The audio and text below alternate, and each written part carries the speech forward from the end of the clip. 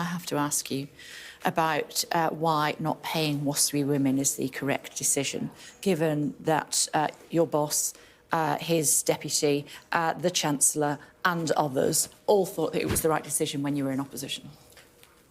People are going to be angry about this. And they're Furious, not angry. And they're going to be upset, and I know this. And in the end, look, the Chancellor, the Prime Minister have an absolute impossible job against the financial context that we're operating, where things are really, really tight, and lots of calls on funding, whether that is in our NHS, whether that's our schools roofs falling down. There are lots of calls, because we've had 15 years of underinvestment in our public realm, 15 years where things are crumbling, and they have to make a judgment about where to put every pound of public money. And they've made a judgment that it's not into this. I know people will be disappointed about that decision, but in the end, you know, the biggest thing that we have done was uprating the state pension. £470 this year, £1,900 pensioners will be better off over the course of the you promised them that you were going to do this, and it's about breaking promises. Why are women of a certain age worth less than train drivers?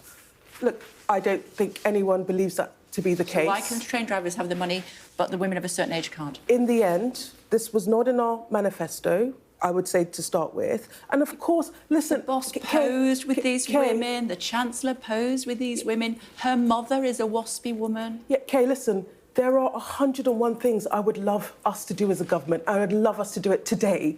And in the end, the reality of governing is it's hard, and the context and the backdrop that we've inherited is absolutely horrendous. So there are choices, and all those choices won't be popular. Why are women of a certain age not seen as a public spending priority? Well, look, they are, and I'd say that clearly they're not. Clearly they're not. I would say the fact that we put 30 billion in uprating the state pension. I would say the fact that we are putting billions into the NHS. We are trying to deliver the change that people voted for us. OK. And in the end, we're having to do that against the backdrop of a really, really tough financial environment.